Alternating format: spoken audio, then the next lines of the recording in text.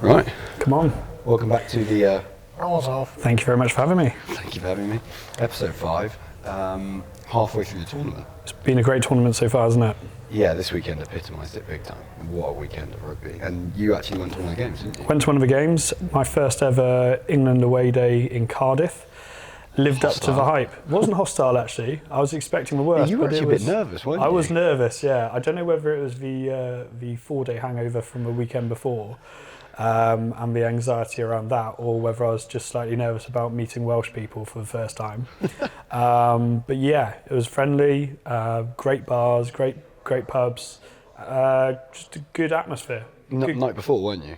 Went the night before, probably over-egged it slightly hungover for the game, but we gave it a good nudge, as you can probably expect. Yeah, unbelievable. Okay, we'll come to the Wales-England game because that'll be an interesting discussion point. But let's start with the first game of the weekend.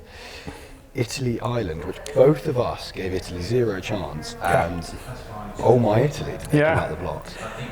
Weird. Italy is so good to watch. They're so good to watch, and they've done this now for the last kind of 2 weeks, and I kept writing them off thinking, nah, they can't do it again, and they've done it against Ireland. They play a really good brand of rugby. Yeah, we said at the start of the tournament that we were worried about we've never worried too much about their attack. We worry about them sort of their ability to defend, and I think there's still those cracks there. But yeah, they are. I think the way that epitomises it, not a single person this year has gone, oh, we need Georgia in the Six Nations. Yeah, Italy have looked really, really good. Yeah, really good. Bar their performance against England, which was a little bit shaky, they especially. I mean, obviously they've been 2 home games. They've been really, really sharp. And I think, yes, Ireland rested players, but that was by no means a weak Ireland. No, looking through the Ireland team, it still had so much quality. And yeah, Italy played really, really well. I love the way they play. Interesting. Bold statement. Here we go. I think they've got the best back row in the Six Nations. Really? Yeah, really. I think. Well, your mate Negri. Hey, how hard? Infinity Sports Ambassador. Can we say that? Well, he's the only bloke who likes our Instagram posts. Correct. I'm not getting. He's very much your man. I'm not getting in front of that if that ever ran. He is such a powerful carrier. Better than Ireland. Well, yeah. Well, do you know what? So I listened to the rugby pod yesterday, and Goody was saying that Lamaro had more meters than both Conan and Doris put together. So yeah. Just in that one game? Yeah. Or across the whole tournament so far? Just in that one game. So I think on the day, that back row's kept them in the tournament at the moment. They're playing really, really nicely. They are playing really well. I don't know if it's the best of the tournament. I mean, the Irish back row is very good. France back row is very good. Scotland back row. You cannot say. Okay, we're going to come on to France later, but I thought that was the weakest we've seen France's back row. Probably, but I mean, as a collective whole. Yeah, okay. Not this tournament, but yes, I agree in principle over sort of. Anyways, the game. What do we think of it? There were 2 unbelievable games and 1 good game this weekend. Ireland-Italy was an unbelievable game. Yeah. I think electric, attacking rugby, no holds barred. There was no negative rugby. There was no fear played with it. It was great let's watch. go out there and score tries. Yeah. And that's what we wanted. That's what we wanted for international rugby for so long. And if they can keep that for both teams, if they can keep that form into the World Cup, I can't currently see, if Ireland are fully fit, I can't currently see anyone beating Ireland. No. And I think Italy might actually do quite well this time around, given they've got a horrible pool. But yeah, who else do we have in the pool? New Zealand? New Zealand, France, yeah, I believe. So I mean, that's a tough gig, isn't it? Yeah. But look, if they go in there with no fear and play the way that they're playing, 50-0. 50 You never know. No. You never know. I mean, that's a tough group. Yeah, it is. But it's the best position that Italian rugby has been in for years. So, yeah, really positive. I thought across the board, players played well. Yeah, standout performance or performers from either team. Matt Hansen. Very good, wasn't he? Especially for his post-game interview. Hands down my favourite moment of the weekend. Yeah. I thought Aki had a good game. Interestingly, I don't think Aki. Really? He's not. I think he's not explosive enough. I know that's. He's hung out to dry. He's not 13. No, agreed. You've played 13. Yeah. You know how hard it is to defend. Yeah, I hate it. And I think actually, that was really harsh. saying Aki played badly is Yeah, I think that's harsh. I think Aki had a good game. I think what he did show is how important Ringrose is, how good Ringrose is. And also maybe what was highlighted is his lack of pace. Yeah. Because he does the good stuff in terms of breaking the line, and he just doesn't have that extra pace to get him through. Would you play him at 13 next week if Ringrose is still injured? I say next week, further down the line, but yeah. I think so. I mean, I don't know what other alternative you're thinking, but that's what I'm asking. I actually don't know. I don't know either. Because obviously no Henshaw, so I think he probably retains his place. Unless Ringrose is fit. Exactly. You can't replace Ringrose. I think he's probably the standout 13 of the tournament at the moment. What did you make of Bruno had a good game. Yeah. I thought Negri had a good game. I thought Stephen Varney had a good game actually, and how good having Garbisi back. I am actually a Tommy Allen fan, but Garbisi is a different gravy. He is so good. Yeah, I mean, obviously considering the week before that Tomas Allen had, levels to that, and I think he's obviously kept his place.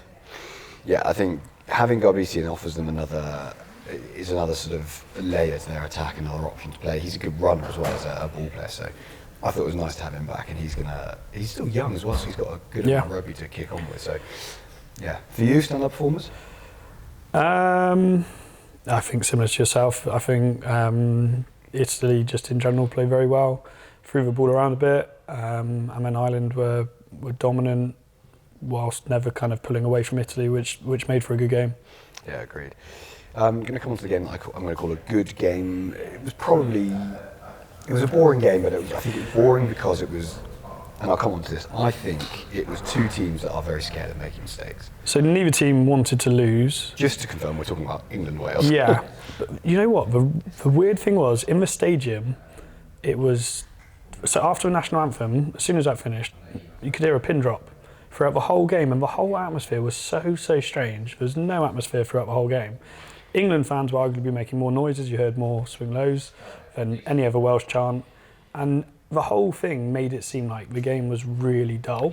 Do you and then having been home, and this is Nause, I rewatched it, the game seemed so much better when watching it on TV than it does, and that's rare. Which is really rare, because considering that's what everyone talks about is the atmosphere. It was non-existent. Principality. Admittedly, they had not a lot to cheer about.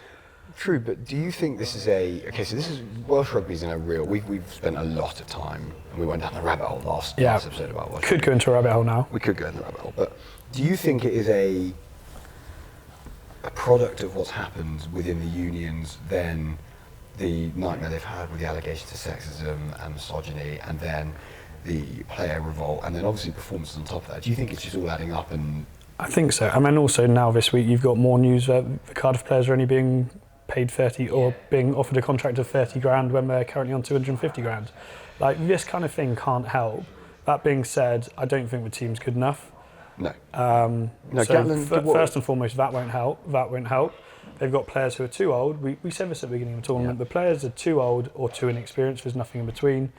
They are not in a good place. There's one bright light. Lewis Freestammit is still a bright light for me. The guy's a joke. Well, without him, and Hawkins, actually, I like Hawkins played well.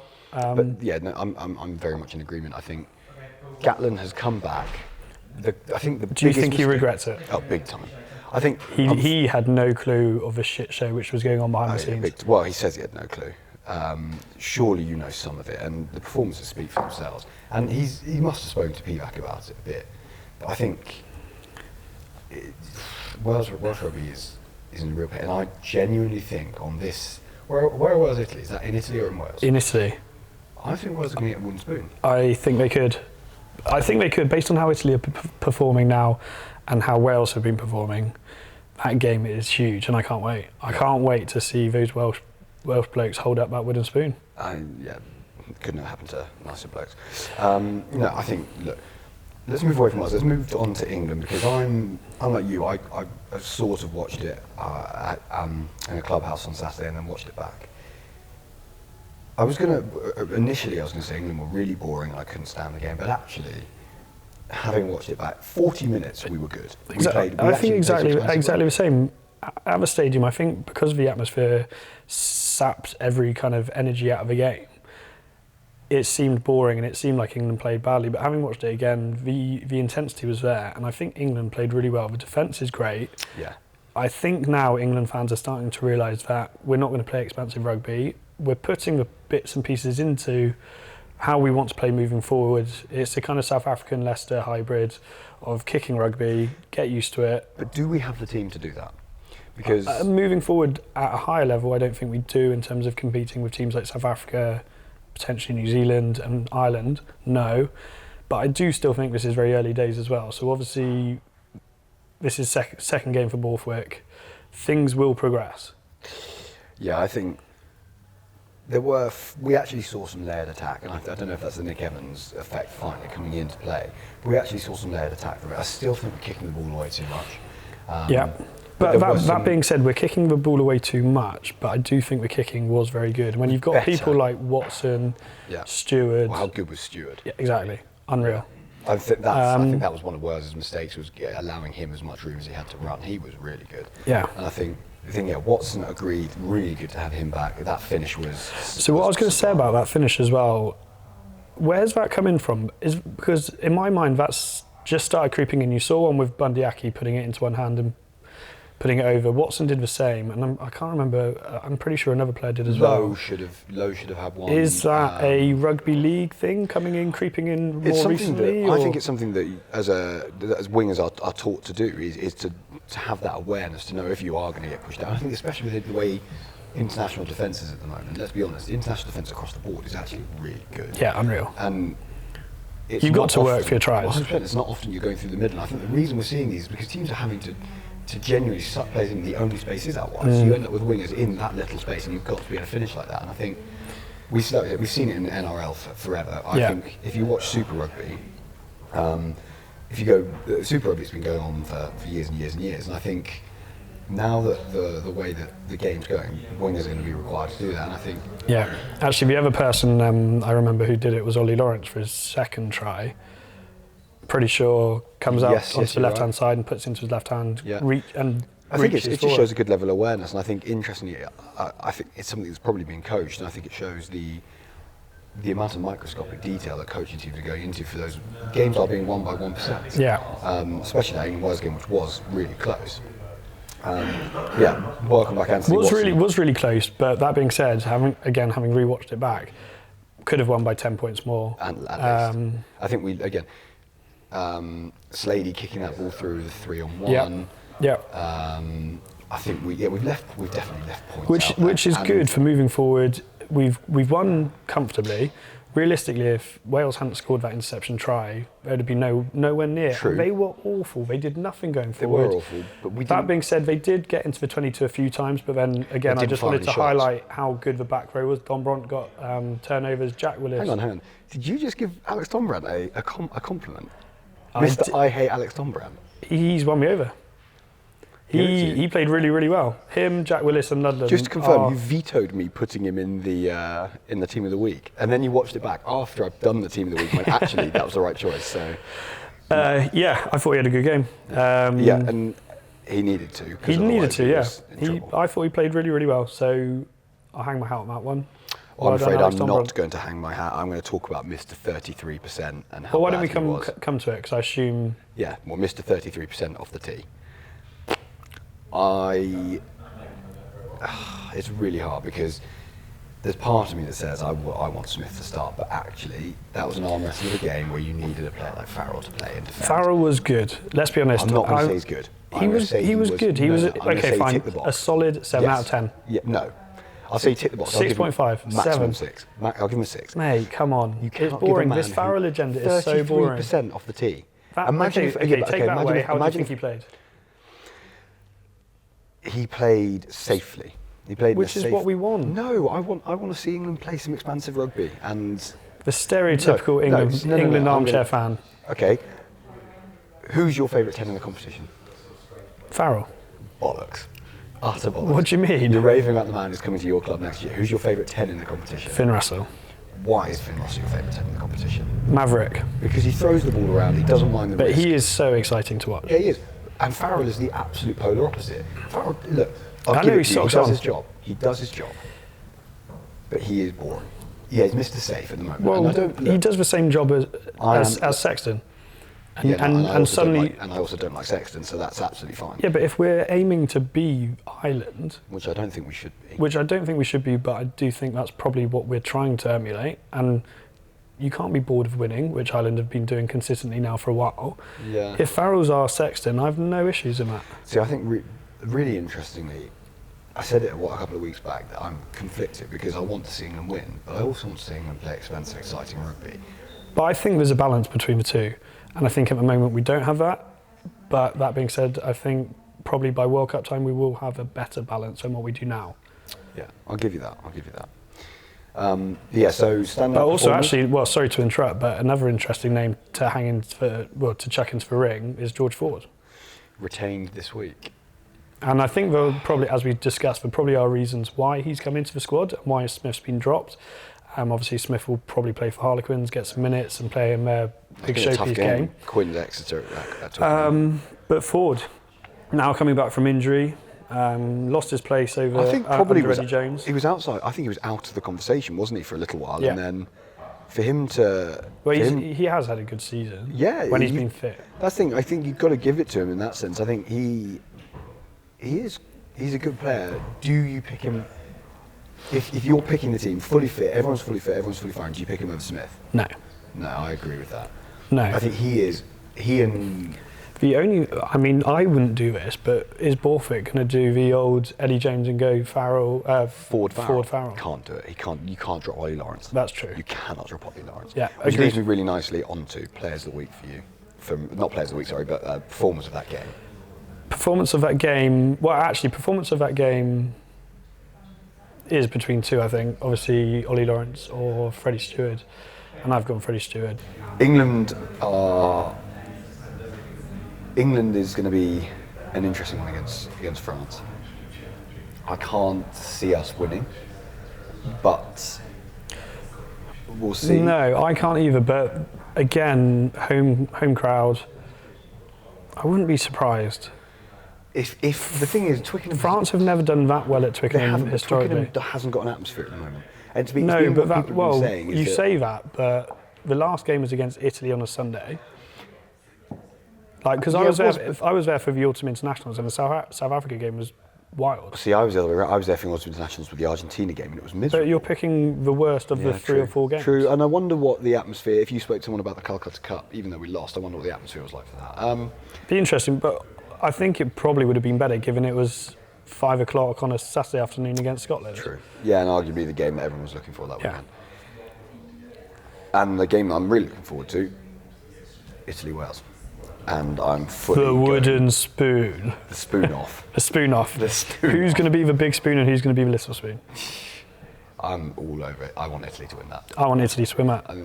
Partly because Forza Italia. Well, partly because I can't stand as anyone but Wales for me. And secondly, I think Italy deserve it. Yeah, They look great. agreed Wales and agreed. Wales have looked shite. Agreed and agreed. Right. Player of the week. From all the games, who's your player of the week? So I've gone Freddie Stewart. Just having rewatched that game, I don't think at the stadium I appreciated just how good that performance was.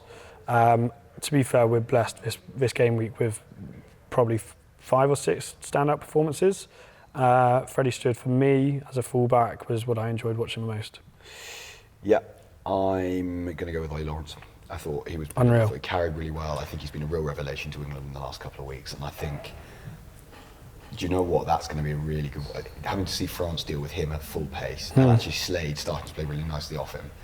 Slade playing nicely, butchered that 3-on-1, 3-on-2. He did, but I think Ollie Lawrence is allowing him I know gives him a bit more freedom, but it's allowing him the freedom to make those decisions. Yeah, which we haven't seen in a while. Clown of the week. I mean, I've already said mine. I think it's harsh on him because I think I have to agree with you that he didn't make mistakes in his actual performance. He defended well. I don't think he pulls the strings well enough. He's kicking the ball away too much, and his kicking off the tee is just not great. It's really boring. It's really boring anti-Farrell agenda. It is an anti-Farrell agenda. It's actually embarrassing, to be honest, that you've actually said he had a good game, but then pick him as clown of the week. I'm not saying he had a good game. Because he didn't make mistakes. The kicks he missed were not easy. No, but I'm just saying he is currently. I think the mindset is wrong, and I think it comes from him. The mindset from him is don't want to make mistakes. Do my job, but don't play expensive rugby. Now that may not be his fault, but anyway, fine. We move on. I haven't. I've got 2 clowns of the week. One is a collective, and it's the Italian band. Did you not hear the Irish national anthem? I swear the Italian band played it as slow as possible, so all the players were like looking at each other, being like, "What's going on?" Honestly, it's worth a rewatch. I have to look that up now. And my second clown of the week is the guy in the blue jacket behind me at the Principality Stadium. Your stereotypical bloke who went to Wellington, has never played rugby in his life. He was shouting at Dombront for dropping it and calling him a moron, to the extent that me and my friends had to tell him to shut up. How did he react to being shut down? He just went back into his shell. Excellent. He completely melted, but he was one of the most irritating blokes I've ever met at a game of rugby, and it's your stereotypical English Nause who's watched rugby on TV who's and never played a game. Himself. So well done, Mr. Blue Jacket. You are my clown of the week. Excellent. I'm going to have to watch the band back. That's classic. Please do, mate. You'll love it. Right, so I have finally redeemed myself. Fantasy League. I'm so upset with myself. With I don't know what I was doing on Friday afternoon. I've overthought it. Well, do you know what the worst part is? You really overthought it because I'd forgotten to change my team, and you text me going Fantasy League, so you could have had an easy win, and you saved me. So 700. I thought that was poor form if I hadn't have done that. Yeah, it would have been. 753.9. It would have felt like a hollow 6 pints. Yeah. But obviously, I still would have loved it. I didn't win by that much though. I've only won by. Actually, interesting. We had very similar teams. We did, but you again inspired, and I probably should have copied. Although, in fairness, I didn't see a team till after we're done. Captained Russell again. That was clever. I captained Doris, I believe. And it didn't, unfortunately, for once. I should have. I never do this in a fancy game. I should have just gone with what I thought and gone for an Irish winger. And I never did it, but I saw James Lowe scored 90. I chucked Hansen in, so I got away with Hansen. No, but as in captain. I never think to do that. No. Anyway. Well, So you have now got a clean slate. So you were due to both 6 pints. You don't anymore. It's 0-0. So it's 0-0 with 2 game weeks left. So all to play for. A nice little 2PC on the line. A 2PC on the line. Excellent. Right, we're at the halfway point. For the entire Six Nations and for the first 3 games, who's been your player of the round? Who is your Lions shoe-in immediately? Finn Russell. Move on to next. Yeah, I'm going to agree straight away. That's very, very easy. This man is just so good at rugby. Yeah. He is so good to watch. Yeah, absolutely. Well, okay, I'm going to throw something back at you. Bolter for the Lions squad. Bolter? As in just a random, like someone who's playing well, who probably wouldn't be considered, maybe like a Jack Willis, Ludlam. That's actually a really good question. Do you know, really interesting, is probably Carl Stain for me. I think he's been a bit of an unsung hero for Scotland. I think he's not put a foot wrong. He's been attacking really, really well. All the headlines have gone to Van der Merwe. Yeah. I think actually he's been solid. Yeah. The thing is, he's not going to get a shout because LRZ's going to be one of them, and Van der Merwe is probably the other. Going to be the other. And then fullback, Freddie Stewart. What? Yeah. Mac Hansen, Hugo Keenan, James Lowe. Do you know what? We've got a plethora of wingers and fullbacks. Do you know? Okay, here you go. Bolter, who I think is going to get picked, and he's not going to get much of a shout this Six Nations, but he will get picked, is Henry Arundel.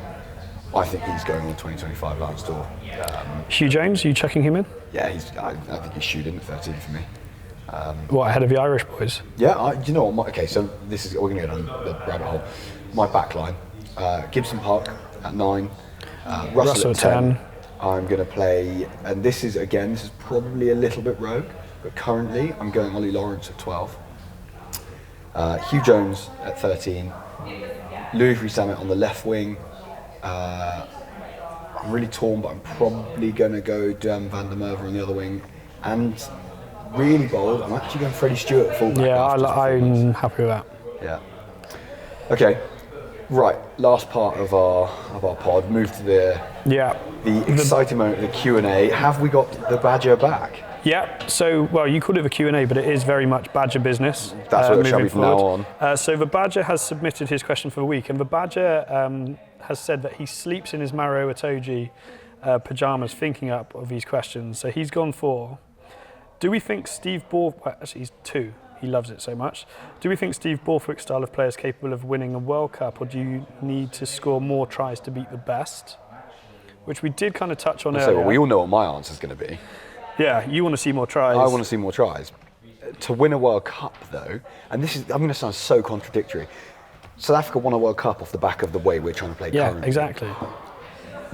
This is really interesting. Do I want to see England play expansive, exciting rugby but risk losing, or do I want to see us with a really good chance of winning the World Cup? Obviously, I want to see us try and win the World Cup. I don't think we have the squad to play like South Africa. I just don't think we do. Well, I mean, if you look at that South Africa team, the front row, freaks. You know, really interesting. I don't think we have issue front row. I think our front row is... No, but I mean, in comparison to that, I mean, in 2019 World Cup, that scrum got folded. It did, but if you look at the front row we've currently got now, if you put that Sinclair, George, Genge front row out now, I argue that rivals it. Fine. Second row, I think we potentially rival it. Back row bit is lightweight second row. Yeah, back row is massively lightweight compared. And back row is massively back weight. Yeah. So, no, I don't think we can win it. Power. I don't think we can win it playing that style. We can play a hybrid. I think we're going to have to play a hybrid. Yeah. The question is, and this is going to really jinx it, I need some wood to touch. I think we have no issue getting out of the group. Yeah. But Wales, well, if Wales make it out of the group at this rate, Wales, Australia, likely Wales, Australia. Yeah. Australia coached by Eddie Jones. Yeah. I worry about playing either of those teams in the quarterfinals. In the semi-final, I think, semi-final, everything's out the window because semi. Yeah, it's a semi-final. It's a World Cup. Everything's out the window. No, I'm going to go with I don't think we can win a World Cup on the current. I don't think we can win a World Cup. I wouldn't be surprised if we got to a final. Bold. Because if you look at how the groups have shaped up, then as you said, that semi-final goes all out the window. Yeah. Who would have thought we'd beat New Zealand in 2019? Yeah, that was going to be my point. The 2019 you'd have gone with South Africa New Zealand final. 100%. But actually, and Eddie Jones pulled out the best. All the other actual good teams can battle it, knock the shit out of each other in that one, and we're just walk to the shit final. Out of each other. That's the thing. Don't underestimate the effect that's going to have in terms of on squads. That's heavy rugby. Yeah. We've been blessed, and to be fair, Wales and Australia can probably argue the same. They've also been blessed with a relatively smooth run to the to the semis. Forget Wales. They're without extreme reform. Let's just write them off now.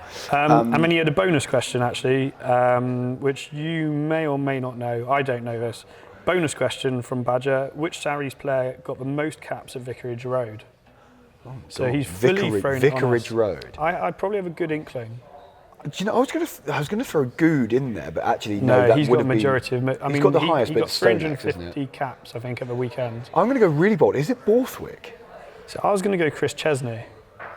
Has he given us the answer? He's not given us the answer, so it might be something we need to then reinvestigate the following week. Yeah, Badger, you're going to have to send us an answer in. We'll get you on. I'm going to say Chris Chesney. Okay. And you've gone Steve Borthwick. Borthwick played a lot because he must have left Bath in what 2000.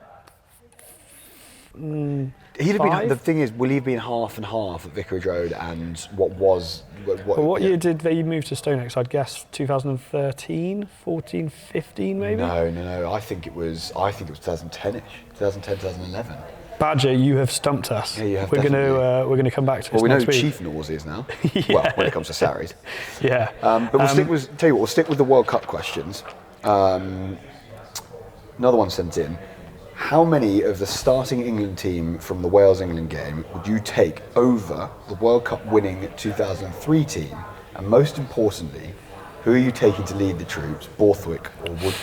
Yeah, and first and foremost, can we just give a shout out for that question for Zinny Norman, named after Zinzan Brooke himself. So thank you, Zinny, for that question. Good one, good question. Tough one. I don't think that's tough.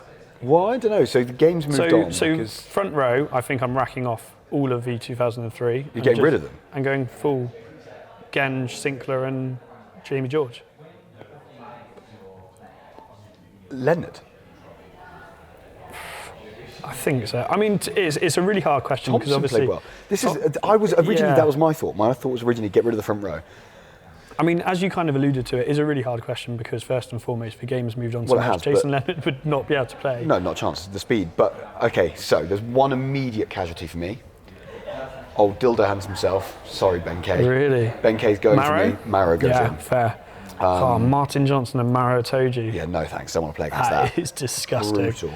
Back row's a really interesting one. Back row. Delalio stays. Delalio stays 100. Delalio stays easy. Hill and back. Hill and back were again. good. They were so good at their time. Richard Hill, I think, personally, I Stays. think better than Neil Back, so he stays. I don't think any of the current crop. Curry? Well, I don't know. That's a really tough one. I tough. think I would keep the 2003. keep 2003 back row. 9, I'm taking Dawson. 10, I'm taking Wilkinson. Yeah, 9 and 10 I keep. It's a shame England don't have a better 9 because I think Dawson could have been displaced. But See, this is the problem with you're talking current, because I would have taken Care. I was going to say Care. Yeah, I was going to say you Care. can't count him as current, can you? 9 and 10, okay, we're sticking with. I'm really interested in this one. What are you doing about the centres? What, Tyndall or Lawrence? Well, no, you have to think of them. I'm thinking as pairs. Oh, no. Let's mix things up. What would be your pair? You don't have to necessarily pick two from each. I really rate. I'm taking Tyndall and Greenwood. I'm taking both of them.